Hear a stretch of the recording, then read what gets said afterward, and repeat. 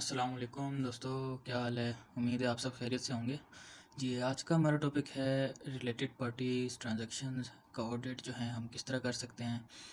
जैसे कि आपको पता है कि IS-24 जो है रिलेटेड पार्टी हमें बताता है कि फ़ाइनेंशियल स्टेटमेंट में हमने जितनी भी रिलेटेड पार्टी के साथ हमने ट्रांजैक्शंस की हैं ड्यूरिंग द ईयर, वो हमने फ़ाइनेंशियल स्टेटमेंट में डिस्क्लोज़ करनी है। ठीक है, तो अब जो है ऑडिट हम फिर उसका किस तरह कर सकते हैं और क्यों करना चाहिए ऑडिट रिलेटेड पार्टी ट्रांजैक्शन का, कि कंपनीज़ मेजॉरिटी जो हैं वो रिलेटेड पार्टीज़ ट्रांजैक्शन या तो जो है सही तरीके से आइडेंटिफाई नहीं करती, इसीलिए जो है उसको डिस्क्लोज़ भी फिर नहीं किया जाता है फाइनेंशियल स्टेटमेंट में कंपनीज़ की तरफ से। और दूसरा, अगर आइडेंटिफाई हो भी जाएँ तो अक्सर कंपनीज़ जो हैं वो हेजिटेट करती हैं रिलेटेड पार्टी ट्रांजैक्शन को डिस्क्लोज़ करने में फाइनेंशियल स्टेटमेंट को। इसके डिफरेंट रीज़न्स हो सकते हैं, जैसे कि कंपनी जो है कोई भी रीज़न से चाहे कि वो नहीं करना चाहती है डिस्क्लोज़ रिलेटेड पार्टी ट्रांजैक्शन। अब उसमें जो है या तो जो है रिलेटेड पार्टीज़ फॉर एग्ज़ाम्पल इस तरह हो कि वो कंपनी जो है वो रेवेन्यू का टारगेट मीट करने के लिए जो है वो रिलेटेड पार्टी उसका कोई भी सब्सिडरी कंपनी है फॉर एग्ज़ाम्पल, उसको जो है गुड्स सेल कर लें और उतने का रेवेन्यू जो है अपने पास रिकग्नाइज़ कर लें। तो वो हमें पता है कि अभी जो है ये कंपनी ने सब्सिडरी पे उसका कंट्रोल है, तो वो उनसे कह के भी जो है अपने प्रोडक्ट्स सेल करवा सकती है और बाद में उनके साथ जो भी डिसाइड कर ले कि आप जो है हमारे प्रोडक्ट्स अभी फ़िलहाल ख़रीद लें, ईयर एंड के बाद आप हमें वापस भेज दीजिएगा। तो इससे क्या होगा कि एक तो उनके रेवेन्यू के टारगेट मीट हो जाएंगे और वो इसको अगर डिस्क्लोज़ नहीं करते फाइनेंशियल स्टेटमेंट में, तो वो जो है रेवेन्यू टारगेट भी मीट हो जाएगा और किसी को पता भी नहीं चलेगा, शेयर होल्डर्स हो गए या बाकी स्टेक होल्डर्स हो गए, उनको पता भी नहीं चलेगा कि ये रिलेटेड पार्टी के साथ ट्रांजैक्शंस हैं या नहीं है, जो रेवेन्यू रिकग्नाइज़ किया है इन्होंने। तो इसी तरह जो है वो मैनिपुलेट कर सकती हैं फाइनेंशियल स्टेटमेंट को किसी भी तरह कोई भी कंपनी। तो इसीलिए जो है ऑडिट उसका रिलेटेड पार्टीज़ ट्रांजैक्शन का बहुत ही इम्पोर्टेंट है, बहुत ही रिस्की है ऑडिट के पॉइंट ऑफ व्यू से। तो चलिए स्टार्ट करते हैं। आई होप आप लोगों को आइडिया हो गया होगा कि हमें जो है ऑडिट क्यों करना चाहिए और क्यों ये रिस्की पार्ट है हमारे ऑडिट का और ऑडिट क्लाइंट का। और बाकी IS-24 भी क्योंकि रिक्वायर करता है कि फाइनेंशियल स्टेटमेंट को जो है फाइनेंशियल स्टेटमेंट में रिलेटेड पार्टीज़ के साथ जितनी भी ट्रांजैक्शन हुई हैं ड्यूरिंग द ईयर उसको डिस्क्लोज़ करें। तो उसकी भी रिक्वायरमेंट है। बाकी हमारे ऑडिट में भी जो है रिस्क है, रिस्की एरिया है हमारे ऑडिट का भी। तो चलिए स्टार्ट करते हैं इसका प्रोसीजर्स कि किस तरह हम परफॉर्म कर सकते हैं रिलेटेड पार्टीज़ का ऑडिट। तो फर्स्ट में हमारे पास आप देख सकते हैं हम एक लीट FS में जो है हमारी जैसे शो हो रहा होता है कि रिलेटेड पार्टीज़ के साथ जो है बैलेंसेस क्या हैं। रिलेटेड पार्टी फॉर एग्जांपल 1 या 2 कोई भी हैं, उसका करंट ईयर में बैलेंस क्या है, मतलब कितना आउटस्टैंडिंग बैलेंस या तो पेबल होगा या रिसीवेबल होगा। और सेम जो है रिलेटेड पार्टी 2 का क्या आउटस्टैंडिंग बैलेंस है, इसी तरह प्रायर इनके क्या बैलेंसेस थे। ये शीट हमें जो है इसमें हम जस्ट वेरिएंस आइडेंटिफाई करेंगे कि वेरिएंस जो है 1 में कितना है। लास्ट ईयर फॉर एग्जांपल हमारा 100 रिसीवेबल था, इस दफ़ा हमारा 200 रिसीवेबल है, तो ये हमारे वेरिएंस आइडेंटिफाई हो जाएगा। इसका हम ये आइडिया लगा सकते हैं कि अच्छा रिसीवेबल था, अभी तक पे नहीं किया, बल्कि मज़ीद जो है कंपनी ने कोई गुड्स सेल किए हैं या और कोई लोन वगैरह दिया है जिसकी वजह से हमारे रिसीवेबल और इंक्रीज़ हो गया। तो ये जस्ट टू आइडेंटिफाई वेरिएंस। अभी नेक्स्ट शीट में चलते हैं। नेक्स्ट शीट में हमारे पास प्रॉपर आप देख सकते हैं कि चेकलिस्ट है कि हम जो हैं इस चेकलिस्ट के थ्रू हम किस तरह जो है वो आइडेंटिफाई कर सकते हैं रिलेटेड पार्टीज़ के साथ ट्रांजैक्शंस कंपनी की। फर्स्ट में हमारे पास आता है, इसमें भी डिफरेंट प्रोसीजर है कि हम क्या क्या कर सकते हैं आइडेंटिफाई करने के लिए। तो जैसे फर्स्ट में आप देख सकते हैं obtain from management a list signed by the company secretary और डायरेक्टर।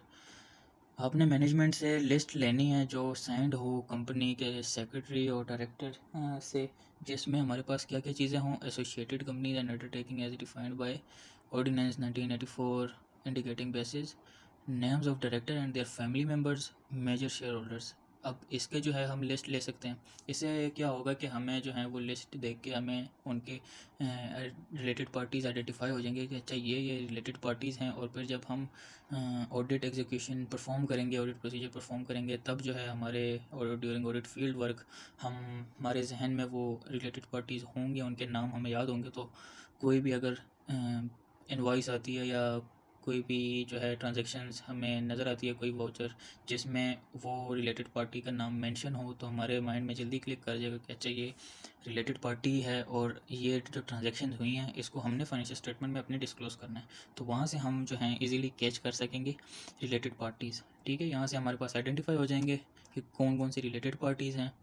देन हम ले सकते हैं review the entities procedure for identification of related parties. हम जो हैं एंटिटी के जो अपने प्रोसीजर हैं रिलेटेड पार्टी ट्रांजैक्शन को आइडेंटिफाई करने का, कोई भी कंट्रोल्स हैं तो वो हम टेस्ट कर सकते हैं। वो टेस्ट ऑफ कंट्रोल्स हमारा हो जाएगा कि हम उन जो कंट्रोल्स हैं या जो प्रोसीजर्स हैं कंपनी के रिलेटेड पार्टीज़ आइडेंटिफाई करने के, तो उसको हम जो हैं टेस्ट कर सकते हैं कि वेदर दे आर एफिशिएंट और effective to identify the related parties transactions.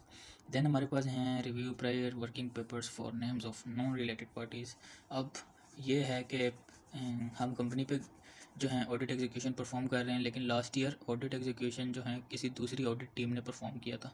तो इस केस में हम ये कर सकते हैं कि लास्ट ईयर की वर्किंग पेपर्स जो ऑडिट टीम ने प्रिपेयर किए हैं ड्यूरिंग ऑडिट एग्जीक्यूशन, वो हम जो है रिव्यू कर लें और उसमें देख लें कि रिलेटेड पार्टीज़ जो हैं वो कौन कौन सी थी। क्या वो वही रिलेटेड पार्टीज़ हैं जो हमें इन्होंने कंपनी सेक्रेटरी या डायरेक्टर ने जो है वो साइन करके जो दी है लिस्ट, वही रिलेटेड पार्टीज़ हैं या मज़ीद और भी ऐड हो गई हैं, तो वो हम यहाँ से आइडेंटिफाई कर सकते हैं।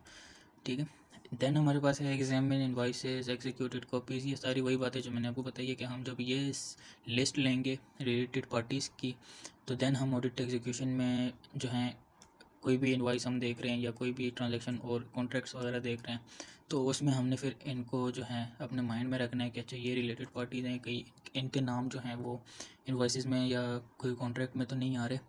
तो वहाँ से जो है हमें रिलेटेड पार्टीज ट्रांजैक्शंस आइडेंटिफाई हो जाएंगी। देन हमारे पास है inquire as to the affiliation of those charge with governance and officer with other entities. हम इंक्वायरीज़ कर सकते हैं इसके अलावा कि इसके अलावा कोई और रिलेटेड पार्टीज़ तो नहीं है कहीं। देन हमारे पास है review share holder records to determine the names of principal share holders if appropriate obtaining a listing of principal share holders from the share register. हाँ भी कंपनीज जो हैं उनके पास रजिस्टर ऑफ मेंबर्स या शेयर्स रजिस्टर जो है वो मेंटेन करते हैं, तो वो भी हम रिव्यू कर सकते हैं कि उसमें जो है वो कौन कौन से मेजर शेयर होल्डर्स हैं जिनके साथ जो है कंपनी ट्रांजैक्शंस कर सकती है या ड्यूरिंग द ईयर परफॉर्म किए हों, तो वो हमें वहाँ से आइडेंटिफाई हो सकते हैं। देन ये एक अच्छा एरिया है रिलेटेड पार्टीज़ को आइडेंटिफाई करने का कि रिव्यू मिनट्स ऑफ मीटिंग्स। कोई भी मीटिंग्स अगर शेयर होल्डर्स या डायरेक्टर्स की ड्यूरिंग द ईयर परफॉर्म हुई हैं, हेल्ड हुई है, तो वो उसके हम मिनट्स जो हैं वो रिव्यू कर सकते हैं। वहाँ से हमें जो है मतलब और रिलेटेड पार्टीज़ या जो से डायरेक्टर्स हैं तो उनका भी हमें जो है वो आइडिया हो सकता है कि रिलेटेड पार्टीज़ में ये भी आ सकते हैं या कोई ऐसे न्यू कोई पार्टी हो जो हमारे नॉलेज में पहले ना हो, तो वो वहाँ से आइडेंटिफाई हो सकता है। मीटिंग जो भी हुई हो तो उसमें कौन कौन सी पार्टीज़ थी। ठीक है, देन हमारे पास है इंक्वायर ऑफ अदर ऑडिटर्स, या अगर कोई पिछले साल किसी दूसरी ऑडिट फर्म ने जो है वो ऑडिट परफॉर्म किया था, तो उसके हम जो है वहाँ से भी इंक्वायर कर सकते हैं कि इनके रिलेटेड पार्टीज़ कौन कौन से हैं। देन है हमारे पास review the entities income tax return, इस तरह के रेगुलेटरी जो भी उनके डॉक्यूमेंट्स हों वहाँ से भी हम देख सकते हैं। मिनट्स ऑफ शेयर होल्डर्स हमने देख लिए। Critically review all balances and material unusual transactions. ये भी वही चीज़ है कि आप जनरल लेजर के अंदर या ट्रायल बैलेंस में कोई ऐसी अनयूजुअल अमाउंट कोई नज़र आती है जो आपको डाउट हो कि ये रिलेटेड पार्टीज़ के साथ हो सकती है, तो वो आप वहाँ से क्रिटिकली रिव्यू करें। Then review to ensure all transaction with related party are included, ये भी हम देख लेंगे। एंड देन है अकाउंटिंग रिकॉर्ड्स फॉर लार्ज और unusual and check to ensure the transaction was made at an online. Investment transactions हो गई। Obtain confirmation directly from related party stating balance this. अच्छा, ये एक अच्छी चीज़ है। अभी रिलेटेड पार्टीज़ हमने फर्स्ट में जो हैं जितनी भी हमें रिलेटेड पार्टीज़ आइडेंटिफाई हुई हैं, जो कोई भी थी मतलब उसके साथ ट्रांजेक्शन हुई हैं या नहीं हुई, लेकिन हमने स्टार्ट में जो हैं उनसे सारे रजिस्टर ऑफ मेंबर्स ले लिए हैं, लिस्ट ऑफ साइंड लिस्ट हमने ले लिए हैं डायरेक्टर और सेक्रेटरी से कि ये आपके जो हैं रिलेटेड पार्टीज़ कौन कौन सी हैं। अब हमने सारा कुछ ये ले लिया, हमने आइडेंटिफाई कर लिया चाहिए ये सारे रिलेटेड पार्टीज़ हैं। अब रिलेटेड पार्टीज़ आइडेंटिफाई हो गई, तो हमने अभी ये नहीं देखना कि इसमें ट्रांजैक्शन किस किस के साथ है किस किस के साथ नहीं है, वो हम जो है बाकी वैसे भी ड्यूरिंग ऑडिट हम देख सकते हैं कि ट्रांजैक्शन कौन कौन सी किस किस पार्टीज़ के साथ हुई है। लेकिन हमने जब फर्स्ट में लिस्ट ऑब्टेन कर लिया मैनेजमेंट से, तो हमने फिर फर्स्ट जो है ये करना है सबसे पहले कि कंफर्मेशन जो है वो रिलेटेड पार्टीज़ को भेज देनी है, सारी रिलेटेड पार्टीज़ को, उनके साथ हमारी ट्रांजैक्शंस है या नहीं है ड्यूरिंग द ईयर, लेकिन वो हमने नहीं देखना, बस हमने जो है कंफर्मेशन बनानी है हर रिलेटेड पार्टी के नेम पे और सारों को जो है भेज देनी है। अब उसका कोई नील बैलेंस भी है ड्यूरिंग द ईयर या आउटस्टैंडिंग बैलेंस जो उनका एज एट ईयर एंड, उसका कोई बैलेंस ज़ीरो भी है तो भी हमने उसमें ज़ीरो मेंशन करके अपने कंफर्मेशन में कि आपका बैलेंस ज़ीरो है और आप हमें ये कंफर्म कर दीजिए, तो वो भी हमने जो है मतलब ज़ीरो बैलेंस भी हो तो वो भी हमने लिख के भेज देना। उसे हो गई ये कि फॉर एग्जांपल अभी मैनेजमेंट ये क्लेम करे कि हमारा जो है इनके साथ कोई ट्रांजैक्शंस ड्यूरिंग द ईयर है ही नहीं, और कंफर्मेशन हम भेजें वहाँ से वो जो है कंफर्म करें कि मेरा ज़ीरो बैलेंस नहीं, मेरा तो इतना जो है बैलेंस कंपनी से मैंने रिसीवेबल है, तो वो वहाँ से आइडेंटिफाई इस तरह की चीज़ें हो सकती हैं जो कंपनी जो है वो अपनी स्टेटमेंट में जो है वो छुपाने की कोशिश करे या कुछ और रीज़न हो सकते हैं, लेकिन हमें वहाँ से भी जो है वो कंफर्म कर सकते हैं हम। तो एक कंफर्मेशन एक तो ये है कि एक्सटर्नल एविडेंस है, वो हमें ज़्यादा जो है एश्योरेंस प्रोवाइड कर सकते हैं इंस्टेड ऑफ टेकिंग इंक्वायरी और all other stuff from management. ठीक है, देन हमारे पास इस तरह की और बहुत से प्रोसीजर्स हैं कि हम जिससे जो हैं आइडेंटिफाई कर सकते हैं। एक ये लास्ट सबसे मेजर इंपॉर्टेंट चीज़ है, obtain letter of representation from client regarding the related party transaction. ये सारी चीज़ें परफॉर्म करने के बाद आपने जो है मतलब लिस्ट भी ले ली, कंफर्मेशन भेज दी है, ड्यूरिंग ऑडिट एग्जीक्यूशन आपने बाकी डॉक्यूमेंट्स रिव्यू कर लिए हैं to identify related parties transactions, आपने सब कुछ कर लिया है। एंड पे आपने ये लाजमी करना है कि आपने लेटर ऑफ रिप्रेजेंटेशन ऑब्टेन करना है मैनेजमेंट से कि जो आप जितनी भी रिलेटेड पार्टीज़ ट्रांजैक्शंस थी वो आपने हमें डिस्क्लोज़ कर दिए ऑडिटर्स को, और इसके अलावा आपकी कोई भी ट्रांजैक्शन रिलेटेड पार्टी के साथ कोई और ट्रांजैक्शन नहीं है। अब ये लेटर ऑफ रिप्रेजेंटेशन क्यों ज़रूरी है? एक तो जो है हमें आइज़ा भी रिक्वायर करता है, आइज़ा 580 ऑन रिटर्न रिप्रेजेंटेशन, वो रिक्वायर करता है कि आपने लाजमी लेटर ऑफ रिप्रेजेंटेशन लेना है from management regarding related parties transaction. ठीक है, और दूसरा जो है हमें यहाँ से भी वैसे एश्योरेंस मिल सकती है कि अच्छा अपन मैनेजमेंट ने जो है वो representation letter of representation sign करके हमें दे रहे हैं कि हमारे जो है जितने भी रिलेटेड पार्टीज़ थे वो हमने डिस्क्लोज़ कर लिए, इसके अलावा कोई भी रिलेटेड पार्टीज़ हमारे नॉलेज में नहीं है। ठीक है, देन ये स्पेशल रेजोल्यूशन इस तरह की और चीज़ें हैं, रिटर्न ऑन इन्वेस्टमेंट के डिफरेंट डॉक्यूमेंट्स है कि जहाँ से हमें आइडेंटिफाई हो सकते हैं रिलेटेड पार्टीज़। तो ये कंप्लीट चेकलिस्ट है, आपने जो है ये एक चेकलिस्ट सबसे पहले बना लेनी है। इसको आप चेंज भी कर सकते हैं चेकलिस्ट को, डिफरेंट चीज़ें अपने माइंड में आपके और कोई भी प्रोसीजर्स हैं जिससे आप आइडेंटिफाई कर सकते हैं रिलेटेड पार्टीज़ को, तो वो आप इसको अमेंड कर सकते हैं और उसके अकॉर्डिंग अपनी चेकलिस्ट भी बना सकते हैं ऑडिट से पहले, और ड्यूरिंग ऑडिट एग्जीक्यूशन आप वो चीज़ें जो हैं फिर वो प्रोसीजर वहाँ परफॉर्म कर सकते हैं। ठीक है, तो यहाँ पे आपने टेस्ट कोई भी है तो वो परफॉर्म किया, यहाँ पे टिक टिक कर लेना है कि कौन कौन से आपने परफॉर्म कर लिए प्रोसीजर, और जिस प्रोसीजर का कोई भी रिज़ल्ट निकलता है वो आप यहाँ पे डॉक्यूमेंट कर सकते हैं। ठीक है, देन नेक्स्ट चलते हैं हमारे नेक्स्ट शीट पे। यहाँ पे हमारे पास मूवमेंट है, मूवमेंट में सिंपल हम आइडेंटिफाई हो जाते हैं कि रिलेटेड पार्टीज़ में ओपनिंग बैलेंस क्या था, उसमें जो है फर्दर कितनी ट्रांजेक्शन हुई है, कितनी अमाउंट की ट्रांजेक्शन हुई है, मतलब एडिशंस कितनी हुई हैं, डिलीशंस कितनी हुई, और क्लोजिंग हमारे पास उनका बैलेंस कितना आउटस्टैंडिंग है, तो वो हम यहाँ पे लिख सकते हैं।